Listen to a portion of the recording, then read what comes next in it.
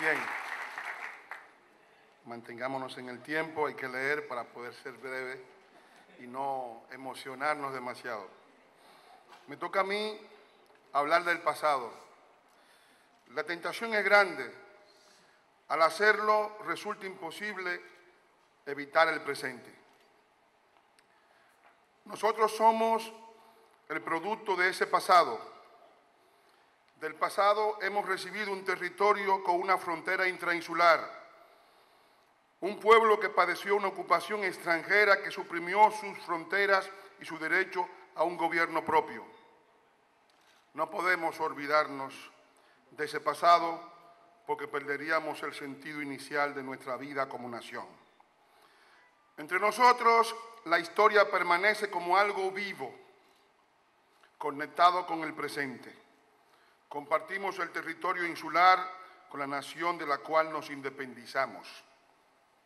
En vista de ello, la nación dominicana debió concebirse siempre como un equilibrio de las culturas, de las economías, de las poblaciones, de las sociedades. La ruptura de ese equilibrio echaría por tierra la independencia nacional. Se cumplen 170 años del Manifiesto Trinitario del 16 de enero de 1844. Se trata de un documento que recoge el pensamiento de los jóvenes que fundaron la Sociedad Patriótica Trinitaria en 1838 con la finalidad de libertarnos del yugo haitiano. El juramento de la Trinitaria precede al manifiesto y en este se pone de relieve la intención de fundar el nuevo Estado con el nombre de República Dominicana. Juro y prometo por mi honor y mi conciencia en manos de nuestro presidente Juan Pablo Duarte, cooperar con mi persona, vida y bienes a la separación definitiva del gobierno haitiano y a implantar una república libre, soberana e independiente de toda dominación extranjera que se denominará República Dominicana. Así decía mi fiesta.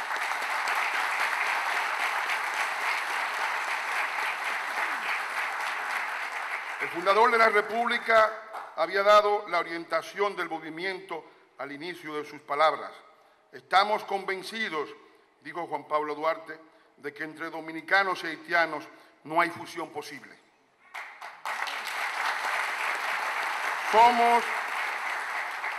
Somos y seremos dos pueblos diferentes. Nuestro destino es ser independientes, absolutamente independientes. El régimen implantado por Jean-Pierre Boyer con la ocupación de 1822 produjo el memorial de agravios recogido en el documento.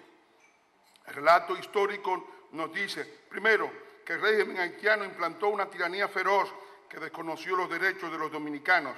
Se le ha impuesto un yugo más pesado y más degradante que el de una antigua metrópoli. Párrafo 5.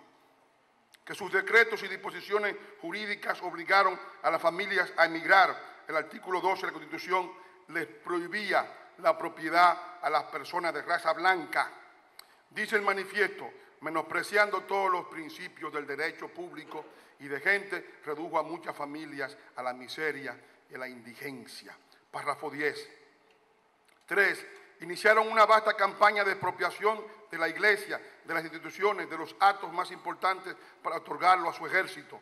La ley de 1824 autorizó el latrocinio y el fraude, prohibiendo la enseñanza de la lengua española y su empleo en todos los actos públicos, circular de 1824 de Jean-Pierre Boyer, y privaron a los dominicanos de todos los derechos políticos. Todos aquellos que se han dedicado a idealizar la dominación haitiana deberían leer el testimonio de los supervivientes de aquel cautiverio babilónico. Al examinar menudamente el documento, pueden espigarse más de 80 agravios. La dominación de estos vecinos se tradujo en opresión, violencia, degradación, espionaje, discordia, delación, perfidia, calumnia, migración, destrucción, empobrecimiento, analfabetismo, atraso, usurpación, maltrato, humillación, odio, desolación, persecución, latrocinio, barbarie, servidumbre, vejaciones, mezquindades. Nos privaron del territorio, de la religión, de la lengua y de la libertad. Suprimieron nuestra independencia y nos obligaron a pagar la de ellos. Importaron para dividirnos los odios irreconciliables de su propia sociedad, su administración corrupta, oscurantista, destructora, abusadora y absurda. Nos trataron peor que a un pueblo conquistado por la fuerza. Esas son las conclusiones de este documento, que es el acta de la fundación de nuestra independencia nacional. No hay país del continente en que la enseñanza de la historia sea tan indispensable en la formación del ciudadano como el nuestro. Al nacer, el niño dominicano no tiene pasado. Nosotros le creamos un pasado mediante la enseñanza. Le entregamos la misión de todas las generaciones muertas que nos precedieron. Le mostramos el vasto cementerio de los que defendieron el Estado, el amor de la nación dominicana, la defensa de su territorio, de su bienestar y de su cultura. Ya es una verdad de perogrullo decir que los pueblos que ignoran su historia terminan fatalmente repitiéndola. Por haber desdeñado la hazaña de los hombres que llevaron a cabo la fundación del Estado dominicano, por haber considerado que nos hallamos ante un pasado irreversible, ignoramos la reaparición de los viejos fantasmas, las maniobras sigilosas del enemigo interior, las viejas pesadillas y los nuevos actores que aparecen con viejos ropajes para representar nuevamente el retorno de las pesadillas del pasado. Hoy no tienen los ejércitos del pasado. No es desde luego el factor militar la amenaza a nuestra existencia, sino el factor demográfico. Nos invaden como víctimas de su propia autodestrucción. Implantan la dictadura del débil. Sus dirigentes políticos le han hecho creer a su pueblo, plagado de miserias e ignorancia, que la República Dominicana era un territorio de su propiedad del cual fueron injustamente expulsados, que pueden permanecer en el territorio echando por tierra nuestra soberanía y nuestras leyes. Sus dirigentes ya han perdido los escrúpulos. El señor Guy Alexandre, que había sido embajador en el país, dijo que con la sentencia del Tribunal Constitucional 16813 se quería impedir a los descendientes de haitianos acceder al poder político en la República Dominicana. El presidente Martelly en varias ocasiones se ha explayado junto al historiador Paul Joseph sobre la necesidad de una fusión con la República Dominicana que anulara la independencia de 1844. Los haitianos no tienen rumbo político, no tienen proyecto. Como carecen de infraestructura sanitaria, invaden masivamente nuestros hospitales. Como no crean empleos en su país, agotan los yacimientos de empleo que el país produce. Como no poseen escuelas, se desparraman en nuestro territorio, en nuestro sistema educativo, dejando muchas veces sin cupo a los dominicanos. Como necesitan carbón para cocinar, deforestan nuestros bosques, carbonizan los pinares de nuestros parques. Y como además su Estado no les expide documentos de identidad a los hijos de los haitianos, se han propuesto suplantar a nuestros ciudadanos. ¿Cuál ha sido la actitud de los dominicanos?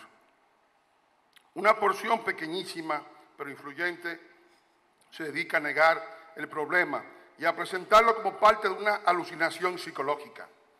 Otra porción tiene la creencia infantil de que la comunidad internacional, que nuestro país, que la comunidad internacional no va a permitir que nuestro país aparezca en su constitución inicial. Y olvidan que la comunidad internacional carece de escrúpulos, que ha llevado a cabo guerras atroces y ha desmantelado naciones enteras, fundado en mentiras. Esa idea de que no debemos preocuparnos porque la decencia y el respeto de las normas se impondrían sobre la mezquindad, la mala fe, la manipulación, nos llevaría a un fracaso estrepitoso. Las relaciones internacionales se hallan plagadas de mentiras. Se olvidan que durante mucho tiempo la fuerza se ha impuesto al derecho y que sin defensa la nación dominicana no hubiese podido existir.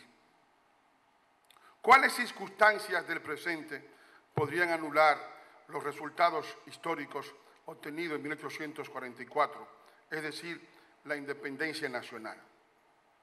Primero, el desplazamiento del pueblo haitiano al territorio dominicano y las reclamaciones que hace el Estado haitiano para convertir a esos haitianos en derechohabientes.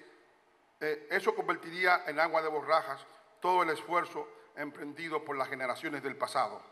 Segundo, la pérdida del control de nuestro porvenir, fundada en la suplantación de la población nacional en el trabajo, en la educación, en el estatus de ciudadanía, abriría las puertas a nuestra definitiva decadencia como Estado. Una victoria del Estado haitiano sobre el pueblo dominicano sería que el conciliábulo de fuerzas constituido por los países asociados a las reclamaciones haitianas al enemigo interior constituido por traidores que se han dedicado a promover la implantación haitiana en el país y que piden la proscripción de sus medios de la comunicación de los dominicanos que enfrentamos estas tristísimas circunstancias. En algunos momentos, el grandísimo José Ortega y Gasset se refirió al derecho a la continuidad histórica, el derecho a la autodeterminación de los dominicanos, a preservar nuestro territorio histórico del intervencionismo internacional y de las maniobras de otros estados, y el derecho a cultivar nuestra cultura, a velar por el bienestar de nuestra población, protegiendo los empleos, la educación y la salud, sin que por ello se nos tilde de racista, se nos quiera proscribir de los foros internacionales, porque no terminamos de traspasarle esos derechos a extranjeros. Según esto, los extranjeros, para el caso de los haitianos, tendrían el derecho especial fundado en su condición miserable.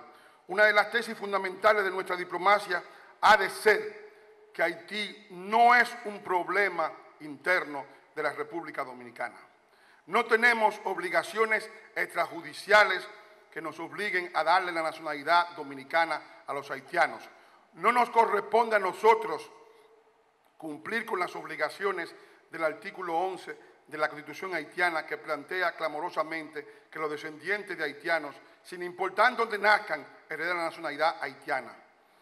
Con la promulgación del decreto 327, que pone en vigor el plan de regularización de extranjeros irregulares, retornamos a una época, a una época fenecida.